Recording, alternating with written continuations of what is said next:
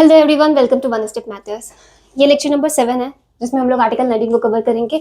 Article 19 थोड़ा एक लेंदी सा आर्टिकल है, इसीलिए हम लोग इसको 2 लेक्चर्स में कवर करने की कोशिश करेंगे। इससे पहले हमने अभी तक आर्टिकल 18 तक अच्छे तरीके से कवर कर लिया है।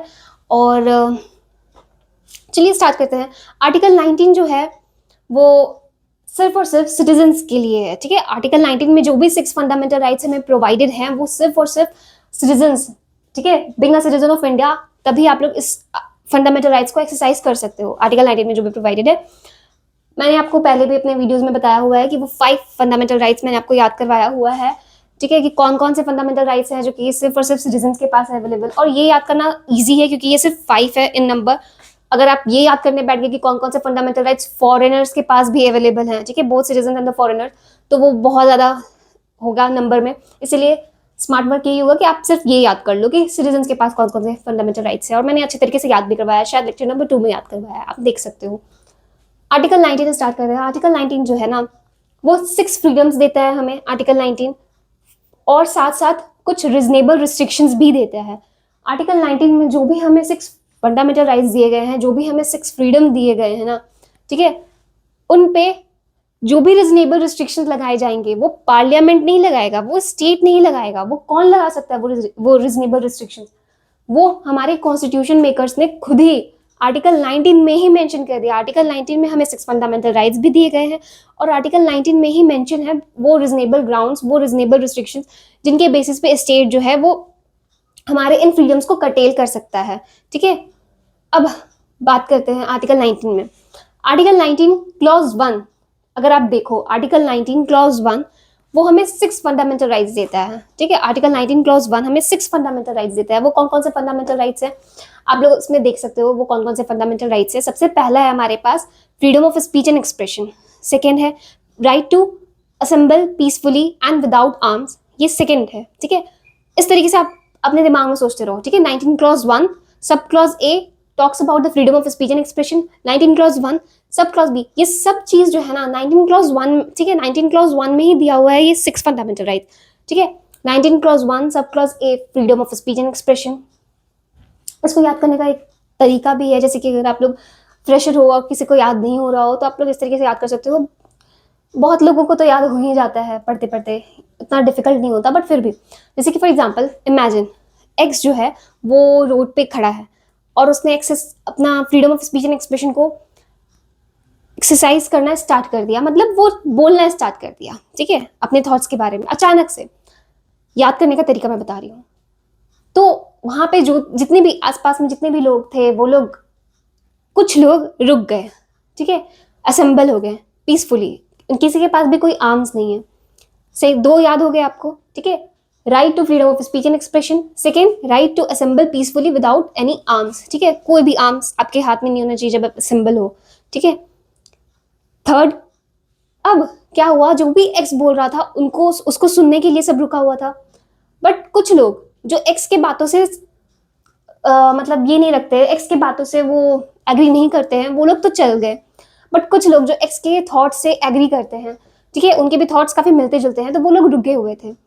तो उनके साथ जब एक्स को पता चला कि अच्छा ये हमारे थॉट से बिलोंग करते हैं, ठीक है, ये हमारे थॉट्स को सब्सक्राइब करते हैं, तो ये लोग मिल करके, एक्स और वो जो लोग मिल करके वो लोग एसोसिएशन बना लिए, यूनियन बना लिए, ठीक है, या तो कोऑपरेटिव सोसाइटीज बना लिए एक साथ, क्योंकि जब आप काम उसी के साथ करोगे जिनके साथ आपके थॉट्स मैच करेंगे, राइट। तो ये हो गया थर्ड, ठीक है, राइट टू फॉर्म एसोसिएशन, ठीक है, यूनियन और cooperative societies, 19 clause 1 sub clause C. अब क्या हुआ उसके बाद, आपने एसोसिएशन बना लिया, आपने सब चीज बना लिया, आपने कोऑपरेटिव सोसाइटीज बना लिया। फॉर एग्जांपल आपने मान के चलिए आपने कोऑपरेटिव सोसाइटीज बना लिया, बट उस कोऑपरेटिव सोसाइटीज को आपने बना लिया, बस नामकरण हो गया, उससे तो काम नहीं चलेगा। आपको जा करके देखना पड़ेगा पूरे इंडिया में कि कहाँ पे जो आपने सोचा है वो कोऑपरेटिव सोसाइटीज वो किस पार्ट ऑफ इंडिया में अच्छे तरीके से फ्लरिश कर सकता है। तो आपने स्टार्ट किया घूमना, ठीक है, right to freedom of movement throughout the territory of India, ये क्या है, 19 क्लॉज 1 सब क्लॉज डी, ठीक है, right to move freely throughout the territory of India. फिर 19 क्लॉज 1 सब क्लॉज ई का अगर मैं बात करूं तो ये क्या बोलता है, इसमें क्या कहा गया है, जैसे कि फॉर एग्जाम्पल आप घूम घूम करके थक गए, मतलब आप पूरे through out the territory of India घूम रहे हो अपने कोऑपरेटिव सोसाइटीज के लिए फॉर एग्जाम्पल, ठीक है, एग्जाम्पल से सोच करके देखो। फिर थक गए आप लोग, तो आप लोग रिसाइड करने के लिए किसी पार्ट में रुक सकते हो, इतनी तो आज़ादी होनी चाहिए ना इस चीज़ के लिए, ठीक है। आपने एसोसिएशन बनाया है, आपको अपने थॉट्स को हर जगह फैलाना है, तो आपके पास ये आज़ादी तो होना चाहिए ना कि कहीं आप रुक सको। तो ये भी राइट दिया गया है आप लोगों को, ठीक है, right to reside in any part of the India, ठीक है। 19 सब क्लॉज 1 नहीं 19 क्लॉज 1 सब क्लॉज ई में right to reside and settle in any part of the India. आप रिसाइड कर सकते हो, सेटल कर सकते हो। ये जो मैं अभी आप लोगों को मतलब बता रही हूँ वो बस याद करने का ये याद करने का टेक्निक है। इनका मतलब क्या होता है ये हम लोग धीरे धीरे अब देखेंगे, ठीक है, खुल खुल करके देखेंगे इन लोगों को कि इनका मतलब है क्या। अभी बस याद करने का टेक्निक मैं बता रही हूँ, ठीक है। राइट टू रिसाइड हो गया आपका, बट सिर्फ रिसाइड करने से काम चलेगा नहीं, आपको वहाँ पे बिजनेस करना पड़ेगा, क्योंकि कहीं पे भी आप सेटल हो गए बट उस चीज़ के लिए इनकम तो होना चाहिए कुछ, तो उस इनकम के लिए आप क्या करोगे, वहां पे आप बिजनेस स्टार्ट करोगे, ठीक है, कोई भी प्रोफेशन कैरी ऑन करोगे, कोई भी ट्रेड करोगे, ठीक है। Right to practice any profession, यहाँ पे मैंने ई के बाद सीधे एफ नहीं लिखा, जी लिखा, क्योंकि आपको पता होगा कि ये जो एफ था ना, ये ओरिजिनली हमें 7 फंडामेंटल राइट्स दिए गए थे आर्टिकल 19 में, जो कि था 19 sub clause 1 sorry 19 clause 1 sub clause F, ये था right to hold property, acquire property, property से रिलेटेड था, जो कि 44th कॉन्स्टिट्यूशनल अमेंडमेंट एक्ट के द्वारा डिलीट कर दिया गया। ये राइट को, ये फंडामेंटल राइट को डिलीट कर दिया गया, इसीलिए एफ नहीं होता, एफ के बाद सीधे जी, 19 क्लॉज 1 सब क्लॉज जी में है कि आप कोई भी ट्रेड को, कोई भी प्रोफेशन को, कोई भी बिजनेस को कैरी ऑन कर सकते हो, आपके पास अधिकार है। यहाँ तक हमने देख लिया। अब बात करते हैं कि ये freedom of speech and expression 19 clause 2, आपने अभी तक जितना भी देखा ना, 19 क्लॉज 1 में आपको 6 फंडामेंटल राइट्स दे दिए गए हैं। अब इन 6 फंडामेंटल राइट्स पे मैंने बोला ना कि रिजनेबल रिस्ट्रिक्शंस भी होंगी, तो वो रिजनेबल रिस्ट्रिक्शंस कहाँ दिए हुए हैं, मैंने बोला आर्टिकल 19 में दिए हुए, तो कहाँ पे दिए हुए? फर्स्ट के लिए freedom of speech and expression के लिए जो भी रिस्ट्रिक्शंस हैं वो 19 क्लॉज 2 में दिया हुआ है। Right to assemble peacefully and without arms, ये जो है बी के लिए, वो कहाँ पे दिया हुआ है इसके रिस्ट्रिक्शंस, ये 19 क्लॉज 3 में दिया हुआ है। इसी तरीके से 19 क्लॉज 4 में इनके लिए रिस्ट्रिक्शन दिया हुआ है, इस तरीके से रिस्ट्रिक्शन दिया हुआ है, तो वो हम लोग आगे देखेंगे। बट इन रिस्ट्रिक्शंस को देखने से पहले हम freedom of speech and expression को समझ तो ले कि इसका क्या मतलब है freedom of speech and expression का। तो freedom of speech and expression, एक मिनट मुझे देख लेने दीजिए कि ये हो रहा है कि नहीं हो रहा है। हाँ अभी तो हो रहा है, क्योंकि मैं इसके पहले एक बार और शूट कर चुकी हूँ और मैं तब से 15 मिनट से मैं ऐसे ही बोल रही थी और कैमरा अपने आप बंद हो गया था, इसलिए मैंने सोचा कि मैं बार बार चेक करते रहूँगी कि कैमरा चल रहा है या नहीं चल रहा।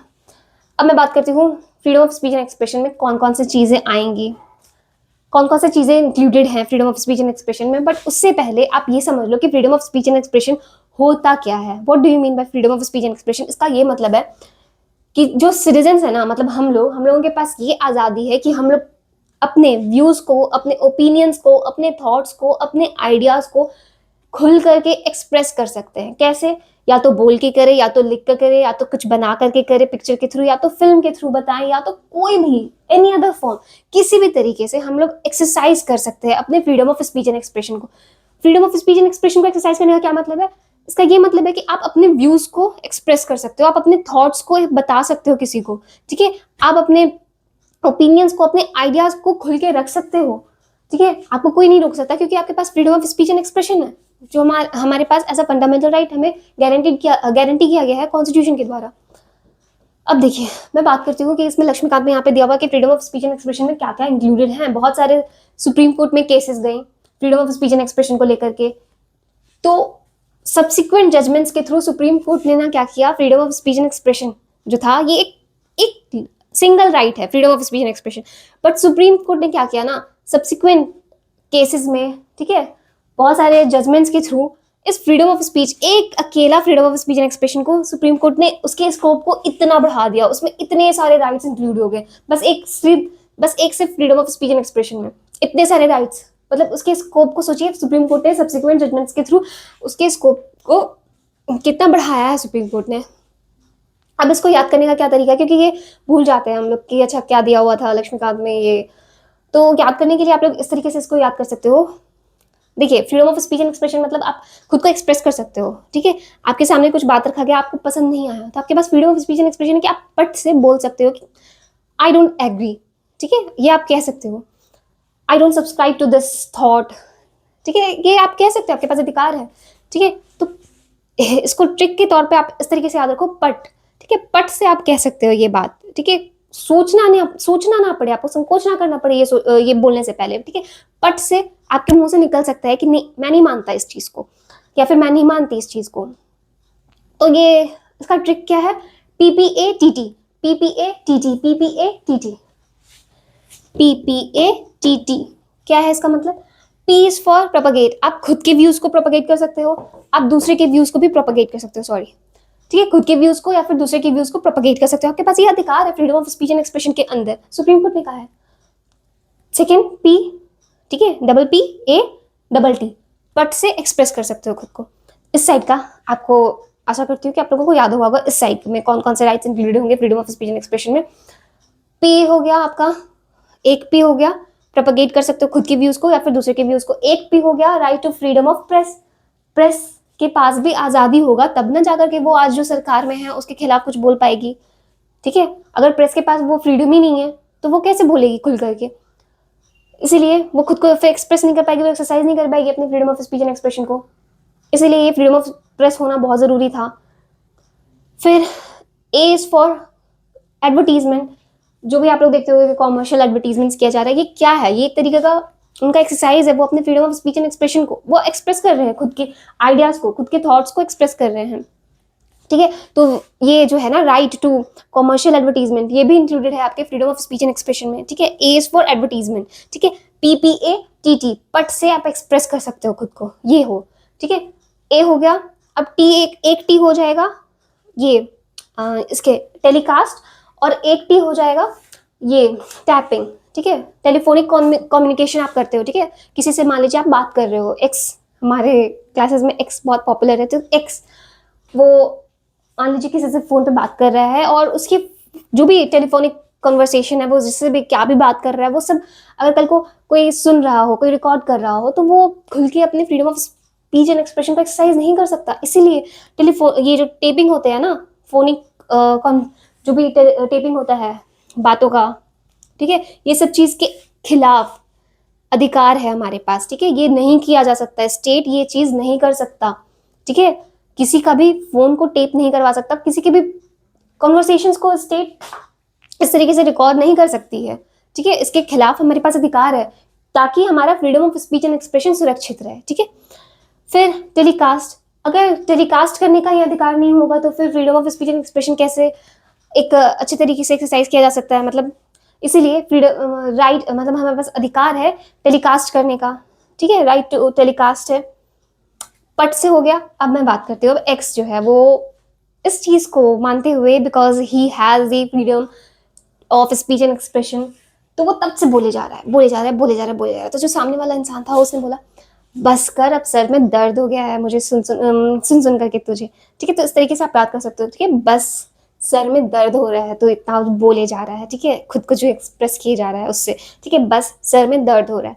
अब एक बी हो गया बंद, पॉलिटिकल बंद, जो भी पॉलिटिकल पार्टीज बुलाती हैं उसके खिलाफ भी है अधिकार, ठीक है, उसके खिलाफ भी मतलब अगेंस्ट उसके राइट है आपके पास यहाँ पे, यस, राइट अगेंस्ट बंद called by a political party और ऑर्गेनाइजेशन, ठीक है। ये अगर कोई पॉलिटिकल पार्टी या फिर कोई ऑर्गेनाइजेशन ने एक बंद बुलाया तो उसके खिलाफ है, ठीक है, इसीलिए मैंने वहाँ पे निगेटिव साइन लगाया। जब भी जहाँ पे भी मैंने निगेटिव लगाया मतलब उसके खिलाफ है अधिकार, ठीक है, वो चीज़ नहीं है, ठीक है। अगर वो चीज़ होगा तो फिर freedom of speech and expression हमारा ये उसको नुकसान पहुंचेगा, हमारे freedom of speech and expression को। फिर activities of the government, activities of the government मतलब आपके पास अधिकार है freedom of speech and expression में, ये भी एक राइट इंक्लूडेड है जिसमें ये होता है कि आपके पास ये अधिकार है कि आप गवर्नमेंट की एक्टिविटीज के बारे में हर चीज जान सकते हो, आपके पास ये अधिकार है, ठीक है। ए हो गया, ठीक है, बस, B is for bandh, A is for activities, S is for right to remain silent, yes, आपके पास freedom of speech and expression में सुप्रीम कोर्ट ने कहा है कि आपके पास ये भी अधिकार है कि आप चुप भी रह सकते हो। फिर प्री सेंसरशिप, जो 1 सेकेंड, ये प्री सेंसरशिप, ठीक है, बस एस हो गया, बस सर में दर्द, सी इज फॉर सेंसरशिप, ठीक है, प्री सेंसरशिप नहीं हो सकती न्यूज़पेपर पे, उसके खिलाफ अधिकार, उसके खिलाफ हमारे पास अधिकार है, ठीक है, राइट है, right against pre censorship on a newspaper. And D is for demonstration, आपके पास अधिकार है कि आप डेमोन्स्ट्रेट कर सकते हो खुद को, ठीक है।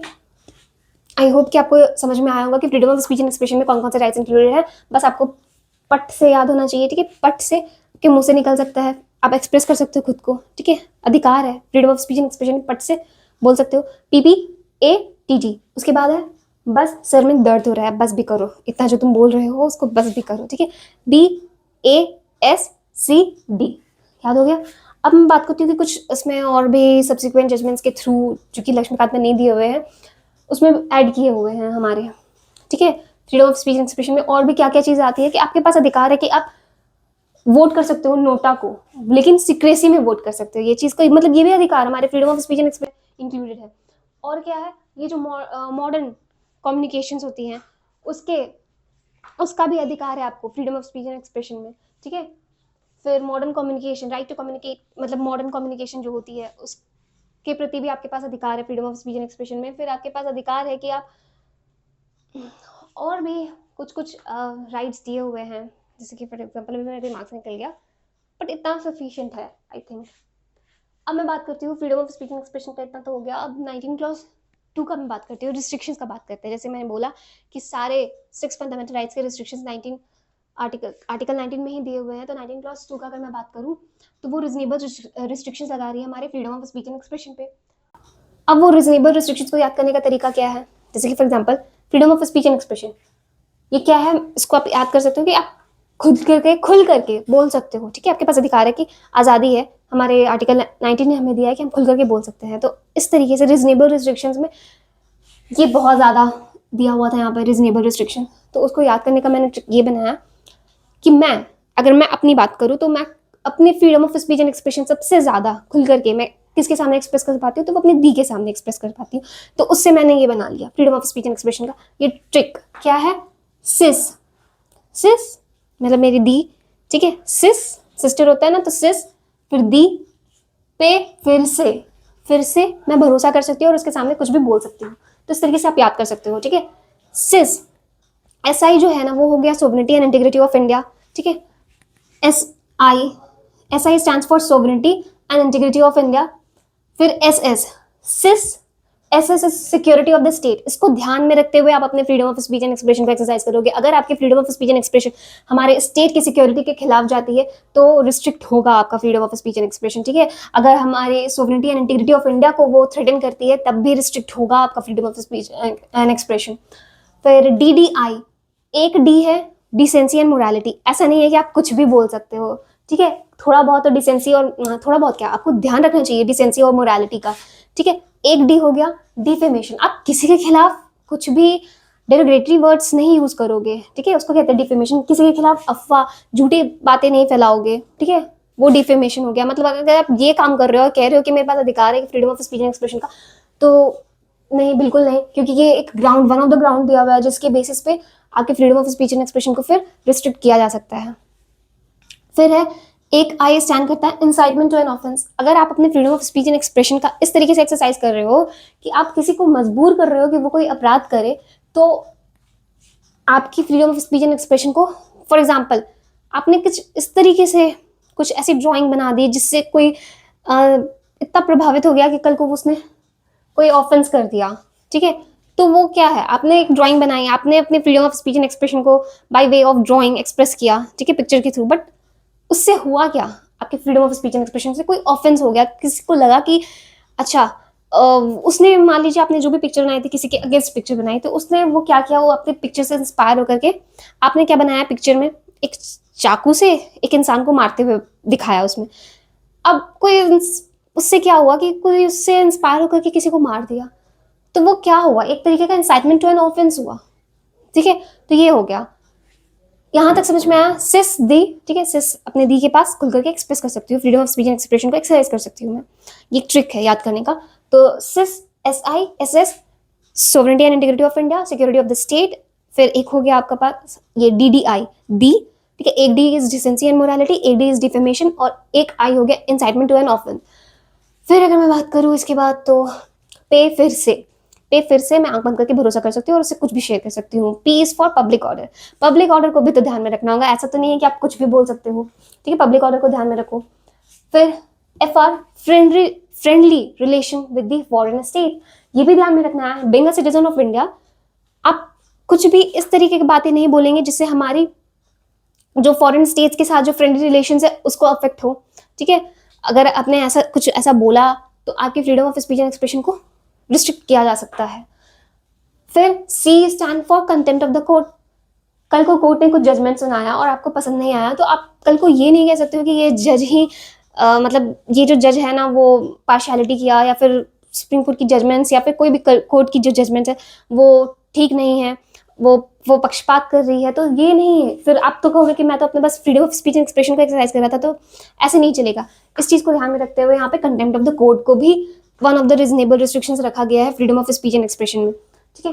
अब मैं बात करती हूँ 19 क्लॉज 3। जैसे मैंने बताया कि सारे 6 जो फंडामेंटल राइट्स हैं उनके लिए स्पेसिफिक रीजनेबल रिस्ट्रिक्शंस दिया हुआ है। 19 क्लॉज क्या है? 19 क्लॉज 1 सब क्लॉज बी में क्या था? Right to assemble peacefully without arms. इसका मतलब क्या है पहले ये देख लेते हैं, उसके बाद हम 19 क्लॉज 3 में जो भी इस पे रीजनेबल रिस्ट्रिक्शंस है वो देख लेंगे। 19 क्लॉज 3 में इसमें रीजनेबल रिस्ट्रिक्शंस दिया हुआ है, ठीक है। 19 क्लॉज 1 सब क्लॉज बी में क्या है? Right to assemble peacefully without arms. तो इसका क्या मतलब है कि आप असेंबल हो सकते हो पीसफुली बिना आर्म्स के? इसका मतलब ये है कि आप पब्लिक मीटिंग्स बुला सकते हो, आप प्रोसेशंस निकाल सकते हो, आप डेमोन्स्ट्रेशंस निकाल सकते हो, कर सकते हो, आप ये सारे काम कर सकते हो, इसका ये मतलब है, ठीक है। बिना आर्म्स के आप ये सारे काम करो। लेकिन एक चीज़ और याद रखना कि ऐसा नहीं होना चाहिए कि आप किसी के प्राइवेट लैंड में घुस गए और बोल रहे लगे कि नहीं नहीं 10 आदमी लेके घुस गए और बोलने लगे कि हमारे पास अधिकार है कि हम प्रोसेशंस बुला सकते हैं, डेमोन्स्ट्रेशंस कर सकते हैं। नहीं, सिर्फ और सिर्फ पब्लिक लैंड पे होगा, ठीक है। और अब बात आती है कि इसके रीजनेबल रिस्ट्रिक्शंस की बात आती है, तो इसमें रीजनेबल रिस्ट्रिक्शंस क्या है? आपके पास अधिकार है कि आप असेंबल हो सकते हो पीसफुली बिना कोई आर्म के, लेकिन sovereignty and integrity of India इससे थ्रेटन नहीं होनी चाहिए, ठीक है। One of the reasonable ground क्या है? वो है sovereignty and integrity of India. इसके बेसिस पे आपके फ्रीडम ऑफ ये जो फ्रीडम ऑफ असेंबली है आपके पास, उसको रिस्ट्रिक्ट किया जा सकता है, ठीक है। फिर एक है पब्लिक ऑर्डर। पब्लिक ऑर्डर के बेसिस पे भी आपकी जो वो फ्रीडम आपको दी गई है, ठीक है, टू असेंबल पीसफुली। आप असेंबली बना सकते हो, पीसफुली असेंबल कर सकते हो, मीटिंग बुला सकते हो, प्रोसेशन बुला सकते हो, बट पब्लिक ऑर्डर को ध्यान में रखते हुए बुलाइएगा। ये मतलब जो भी चीज़ एक्सरसाइज करिएगा अपना, ठीक है। Public order in the sense कि वहाँ पे ऐसा नहीं होना चाहिए कि आपने एकदम इतना भीड़ इकट्ठा कर लिया है कि वहाँ की ट्रैफिक, वहाँ पे लोगों को आना जाना मुश्किल हो गया है। नहीं, फिर वो आपने अपने राइट को एक्सरसाइज नहीं किया है, आपने गलत तरीके से एक्सरसाइज किया है, क्योंकि वन ऑफ द रिस्ट्रिक्शन जो है ना वो है पब्लिक ऑर्डर। आप असेंबल करो पीसफुली, लेकिन पब्लिक ऑर्डर को ध्यान में रखते हुए करो, ठीक है। इस लेक्चर में मैं इतना ही रहने देती हूँ, नेक्स्ट लेक्चर में हम लोग कंटिन्यू करेंगे। Thank you.